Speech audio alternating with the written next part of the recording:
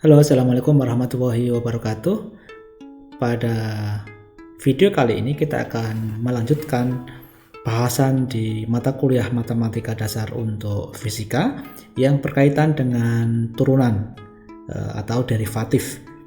Ya, dalam pelajaran matematika di tingkat SMA Anda sudah pernah belajar bagaimana turunan, ya, bagaimana derivatif. Ada istilah-istilah yang mungkin nanti akan banyak kita temui selain turunan atau derivatif. Ada juga namanya diferensial. Nanti kita akan coba lihat. Ada juga namanya diferensiasi atau bagaimana cara proses menurunkan, mendiferensialkan, namanya diferensiasi. Ada juga namanya diferensiabel atau fungsi yang dapat ada nilai turunannya. Itu diferensiabel. Jika video dalam channel ini bermanfaat, silakan like, share, komen, dan jangan lupa untuk subscribe dan klik tombol loncengnya.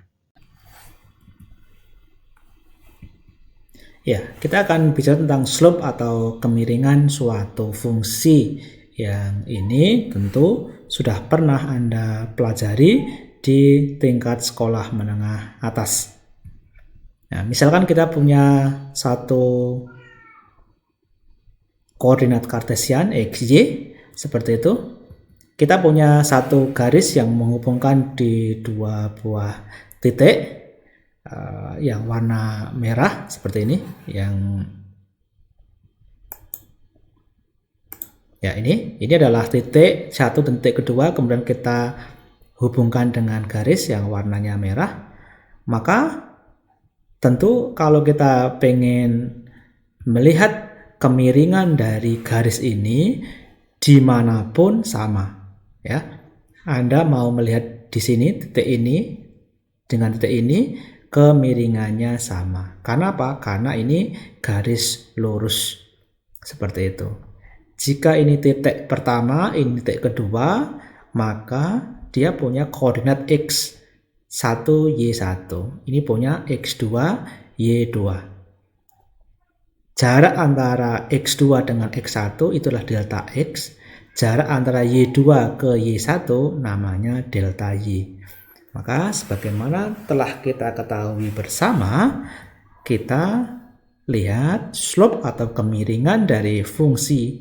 Ini bukan fungsi garis lurus ini adalah perubahan dari y terhadap perubahan x.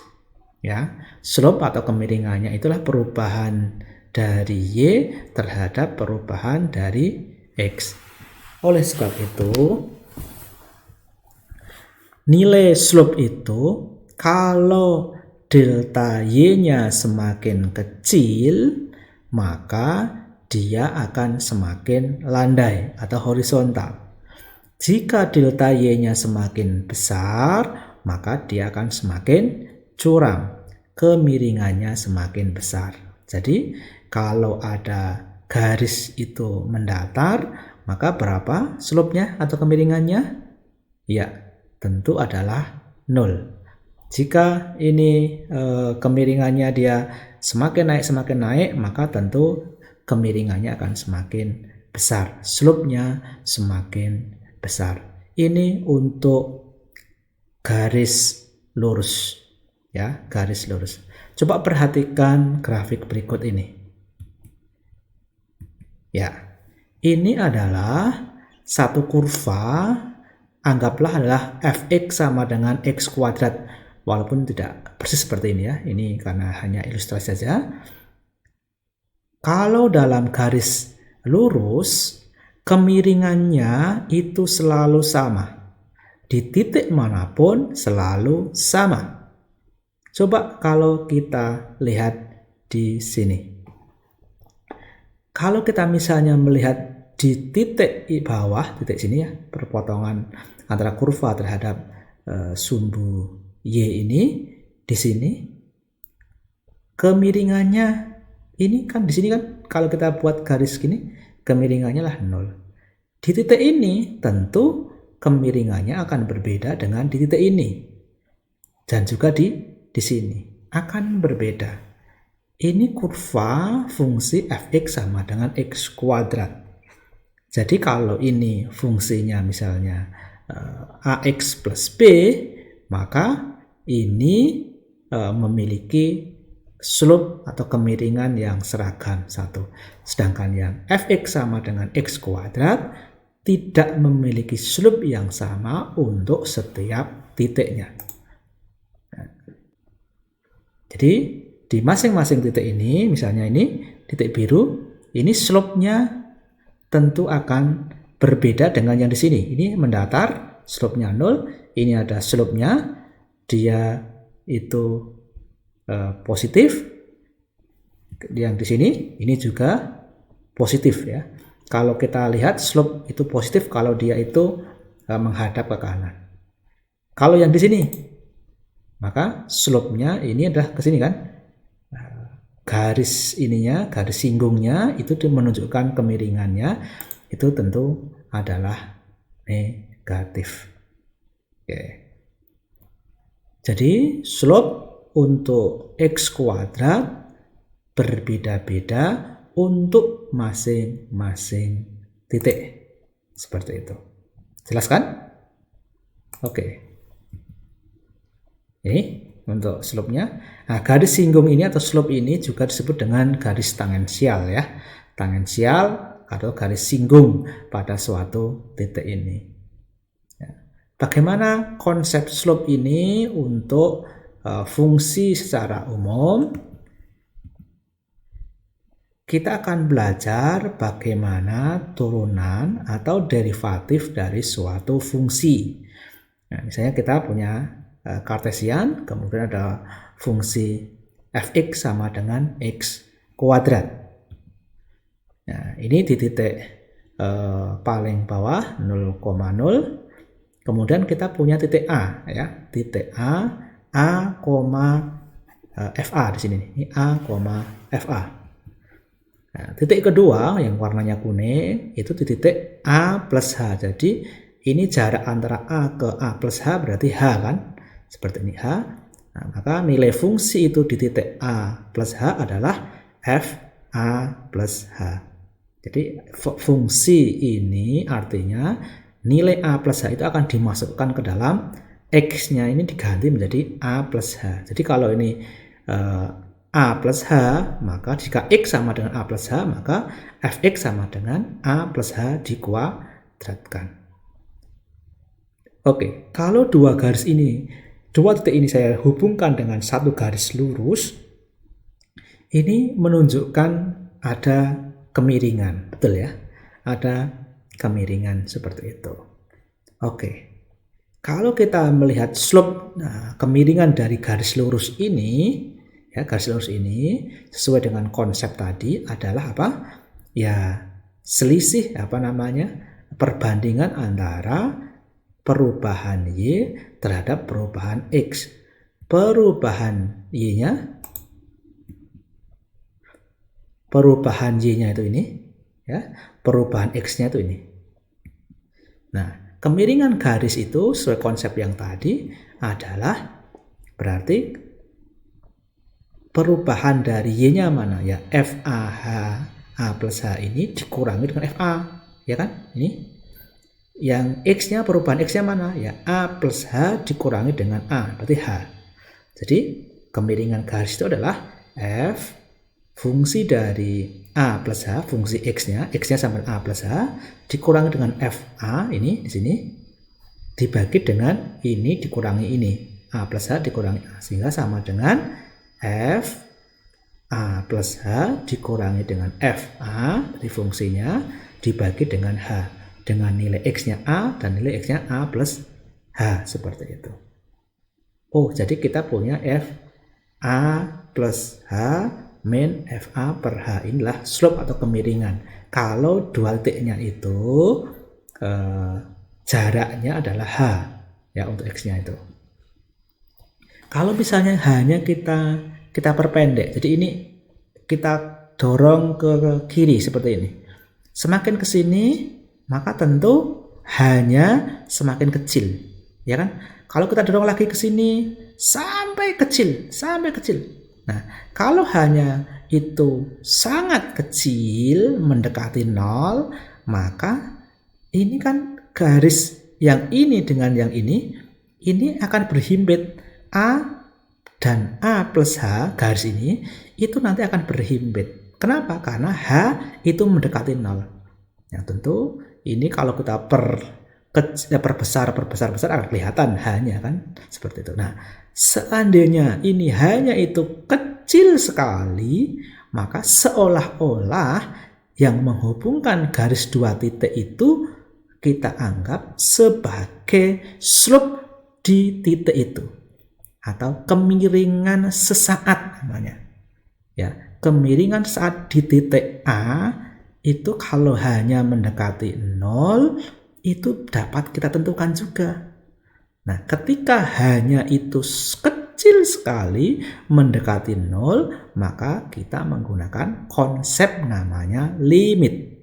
Ya, tentu Anda sudah pernah belajar bagaimana konsep limit di dalam matematika yang pernah Anda pelajari di sekolah tingkat atas SLTA. Oke, kalau begitu kalau hanya semakin kecil, maka kita menggunakan konsep limit. Kemiringannya adalah tadi FA plus H min FA dibagi dengan H. Maka ini hanya ini yang bawah ini mendekati 0. Nah, konsep ketika hanya mendekati 0, garis miring ini akan sama dengan yang disebut dengan garis singgung atau tadi saya sebut sebagai garis tangensial itu. Nah, garis singgung atau kemiringan pada suatu titik dalam suatu kurva disebut sebagai turunan atau derivatif suatu fungsi. Ya, ingat tadi hanya H itu pada sumbu X ya. H itu semakin kecil, semakin kecil, semakin kecil, semakin kecil. Kalau ke sini semakin mepet A kan? Nah, itu namanya konsep limit. Hanya tidak sama dengan 0, tapi mendekati 0. Hampir-hampir 0. Itu konsep limit. Itu yang disebut dengan turunan. Derivatif diferensial dari fx dibagi diferensial dari x. Ingat ya, ini diferensial, ini diferensial.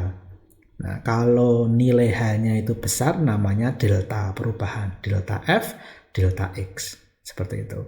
Karena perubahan H-nya kecil, maka disebut dengan diferensial. Ya, perbedaan diferensial dfx per dx. Bacanya kalau matematik adalah dfx dx seperti itu. Nah, ini turunan. Kalau ini namanya turunan, ini diferensial f, diferensial x. Yang ini adalah simbol dari turunan. Anda nanti kalau melihat dx seperti ini berarti turunan d terhadap x. Turunan maksudnya turunan f terhadap x. Ya, ini turunan namanya. Atau simbolnya biasa disebut, dituliskan adalah f aksen x. Ini turunan. Kalau aksennya 1 berarti turunan pertama. Kalau aksennya 2 turunan kedua. Kalau aksennya 3 berarti turunan ke-3 dan seterusnya. Seperti itu. Oke.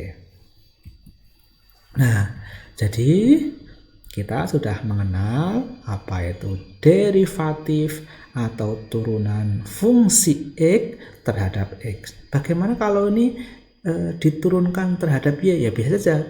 Berarti yang arah y-nya ini, yang ini itu yang dia semakin kecil ya. Yang arah y-nya semakin kecil itu namanya turunan terhadap y. Kalau yang ini berturunan terhadap x seperti itu. Nah, turunan dapat disebut sebagai kemiringan sesaat pada suatu titik di sini. Di dalam fisika kita akan banyak menggunakan konsep kemiringan sesaat pada suatu titik. Misalnya ketika kita membahas tentang kurva perubahan posisi terhadap waktu misalnya. Jadi ini misalnya Jarak, ini waktu, maka pada suatu titik perubahannya itu disebut dengan kecepatan sesaat. Jadi kemiringan sesaat pada suatu titik pada kurva perubahan posisi terhadap waktu namanya adalah kelajuan atau kecepatan sesaat. Konsep yang kita bangun dari matematika ini. Nah, sekarang bagaimana kalau misalnya kita ingin melihat, tadi kan A-nya saya ganti 3. Pada titik X sama dengan 3 ini, ya seperti ini, berapa sih sebenarnya kemiringannya itu berapa? Nilai kemiringannya berapa? Coba kalau kita menggunakan konsep yang tadi, bahwa slope kemiringan dari kurva misalnya X kuadrat di titik X sama dengan 3 itu berarti apa? Ya, berarti nilai fungsi itu di titik X sama dengan 3 plus H di sini. Berarti ini ya, ini nilainya berapa? Berarti kalau kita masukkan ini 3 plus H ke dalam X kuadrat akan menjadi 3 plus H kuadrat. Oke, dikurangi dengan nilai fungsi itu titik X sama dengan 3 di sini. Ya, F3 itu berarti 3-nya saya masukkan ke X kuadrat menjadi 3 kuadrat. Dibagi dengan selisih antara 3 plus H dengan 3. Berarti berapa? 3 plus H min 3. Maka saya tuliskan H saja. Berarti 3 plus H min 3 berarti sama dengan H. Kita uraikan. 3 plus H kuadrat. Ya, kita sudah pernah belajar. 3 kuadrat plus 2 kali 3 kali H. Berarti 6H.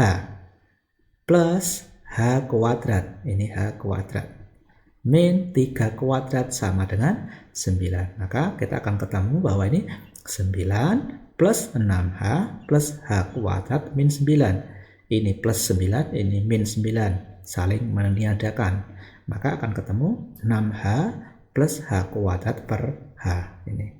Kalau kita bagi maka akan menjadi 6 plus H. Oh, kalau begitu limit kemiringan pada titik X sama dengan 3, F3 ini berapa nilainya? Yaitu limit dari 6 plus H dengan H untuk H mendekati 0. Kalau ini mendekati 0 maka sama dengan hanya 6 saja. Nah, tentu kalau kita lihat, oh ternyata nilai kemiringan sesaat di titik X sama dengan 3 itu sama dengan 6. Oke, paham ya sampai sini? Mudah kan? Sangat mudah. Nah, bagaimana kalau ini kita secara umum kita lakukan? X-nya tidak sama dengan 3, tapi X seperti itu. Pada satu titik kurva X kuadrat untuk sembarang X, maka kita bisa melihat turunannya terhadap X, ya, turunan fungsi terhadap X adalah X plus H kuadrat, ini X plus H kuadrat sini kan, dikurangi dengan X kuadrat dibagi dengan selisih X plus H min X, maka sama dengan H.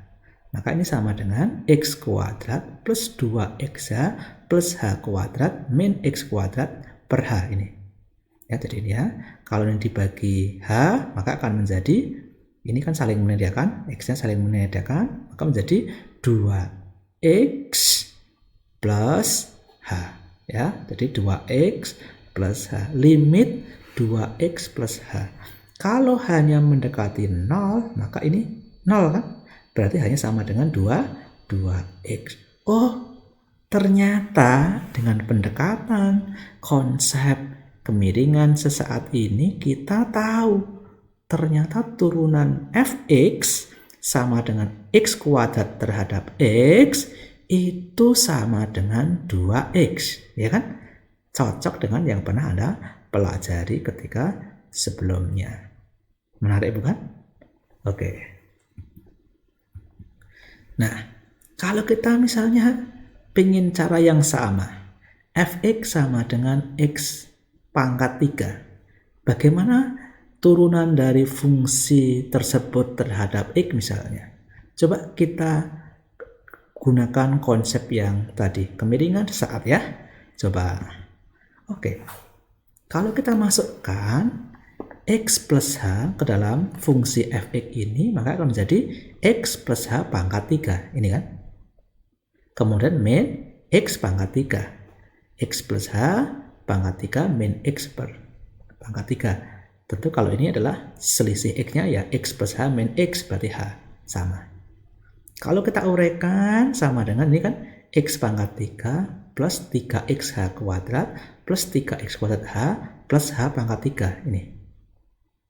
Sedangkan ini dikurangi dengan X pangkat 3. Ini saling meniadakan. Jadi kita tinggal punya 3X H kuadrat plus 3X kuadrat H plus H pangkat 3 dibagi dengan H. Ini kita coba bagi, maka akan menjadi 3XH plus 3X kuadrat plus H kuadrat. Kalau kita tentukan bahwa H mendekati 0, hampir sama dengan 0, maka ini 0, ini 0. Maka tinggal apa? 3X kuadrat saja. Loh, ternyata ini juga cocok. Turunan fungsi fx sama dengan x pangkat 3 terhadap x itu apa? 3x kuadrat. Cocok. Oke. Kalau begitu, coba deh Anda buktikan ini sebagai tugas pertama Anda.